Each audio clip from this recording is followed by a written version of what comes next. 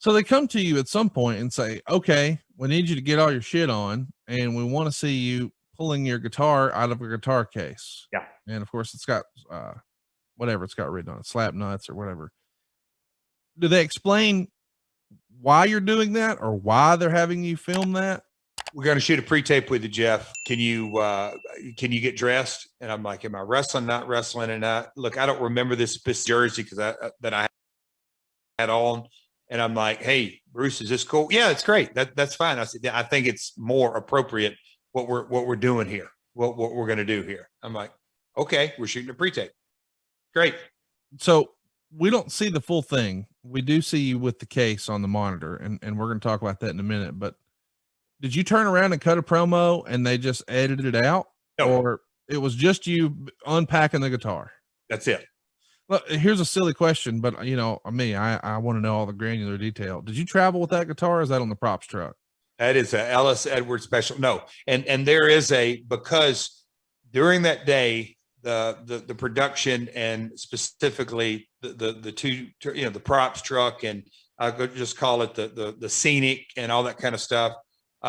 That's where they, at those times they had, I don't know, 6, 8, 10 guitars. And a guy asked me, hey, do you want any guitars? I'm like, do you want any of these guitars? And I'm like, are you giving them to me? Because they were really expensive guitars, and props used to sort of like, oh my God, it costs this. Anyway, I'm like, sure. And I said, you may just take them with me? He goes, well, we'll ship some. I said, no, let me take it.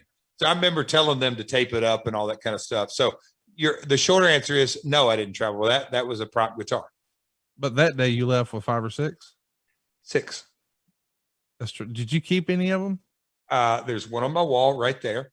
If you walk into my office, kind of right to the right, that's one.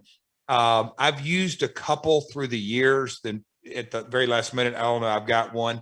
But no, I've got 2 left. Charity auction coming your way. Hey, so let's talk a little bit about the promo. Bruce told a famous story on Something to Wrestle that he's watching the show on a monitor, and apparently a lot of the quote unquote boys were doing the same. And he somehow winds up watching the scene with Vince McMahon that starts Monday Night Raw with you. Can you sort of set the stage? So this promo open Raw? Yeah. And you know what? Let's play it right now. Here we go. Here it is.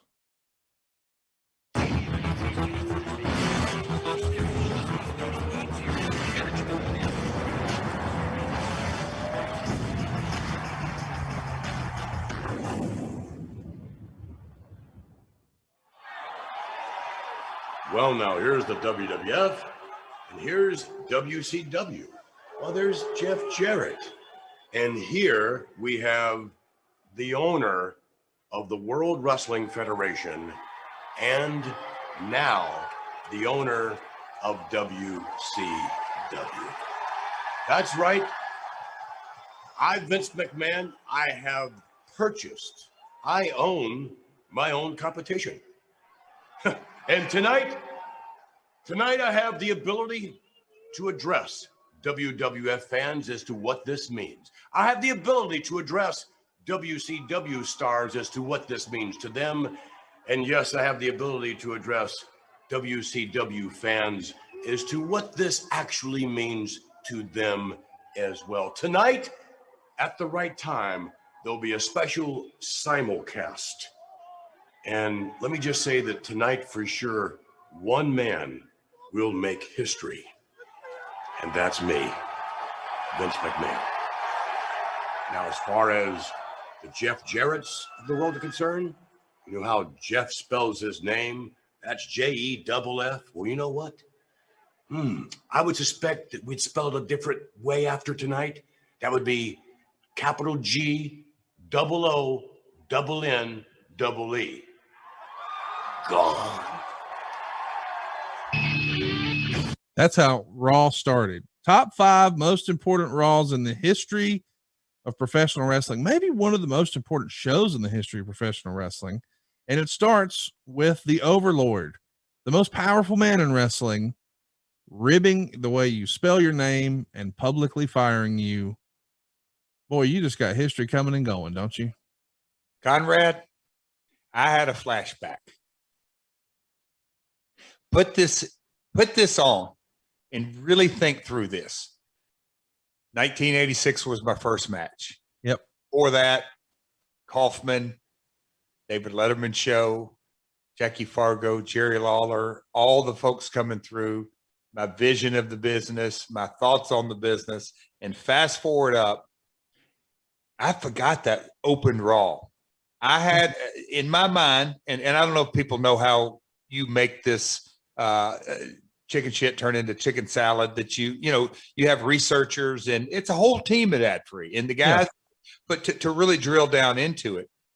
But when I knew we were doing this topic, and this is where it comes to, but if you were to hear that back as a 30-something-year-old in my, okay, we'll call it ego. It takes ego to go around this is. I, for a thought, and maybe carried that with me, Vince is going to shoot an angle with me. Okay. It's all about money. When I heard that he went through all this, who'd he pick out? Yeah. Yeah. I mean, who did he pick when you really drill it down? He can't fire me because I'm not hired. I'm getting paid through October, November, December, whatever it is. But no, who's he got a working relationship that drew money? And when I left in 99 was the hottest heel on the card. That's arguable sake, but a red hot heel. He's a business guy. Who can he take from this roster that he knows will do the job in spite of any circumstances, whether good, bad, or indifferent? My last night in 95, I did the job to Sean. I could have walked out beforehand, did the job to Sean, and left. China, did the job to China, and left. Who's willing to do business? He picked me to fire me. We're doing an angle. Wow. I think from the outside, we all thought, oh, remember when he held up Vince? This is Vince's receipt. In your brain, as you said, ego comes into it, goes to, no, he knows I'll do business. I'm going to bitch about my payoff. Maybe I'm not going to like my creative, maybe, but I'll do what he wants. I'll put Sean over. You can cover me in flour. That's fine. But the public firing. So take me to that moment. Bruce says y'all are watching together. Do you remember seeing it on the monitor? Was Bruce nearby? What's your reaction? I don't remember Bruce, but I'm not to say that. Look, me and Bruce have always, and it goes with me and Tom, his brother, hit it off from day one. And I can't tell you how many miles that I rode with Dr. Tom. And Tom had been in the business, I don't know, 5-7 years longer than me. And Tom was close enough to my age. He wasn't quote unquote an old timer, but was very seasoned. And Tom, like he is today, he's part of the Ad Free family, but he's very giving of his knowledge. And he had a way, and maybe some stories we can't tell on this podcast, but me and Tom had it was unique because Tom would cut through the BS. Hey, Jeff, that sucked. Now, what about this way? So Tom critiqued my in-ring work. So I say all that. Me and Tom had a really tight relationship. He also knew that me and my dad didn't have such a great relationship. I also knew that him and Bruce weren't, oh yeah, he's my brother, but guess what? Our relationship, and they're just two of, I don't know how many Pritchard brothers are there? 5, I think. Yeah, there's a bunch. Yeah. So our family connection, we ran up down the roads together. Tom is a heel, me as a babyface. Tom, I can remember coming through the dressing rooms a lot of nights going, damn, that was a hell of a match. And it was all off Tom's psychology. He knew what he was doing. So anyway, me and Tom had a good relationship.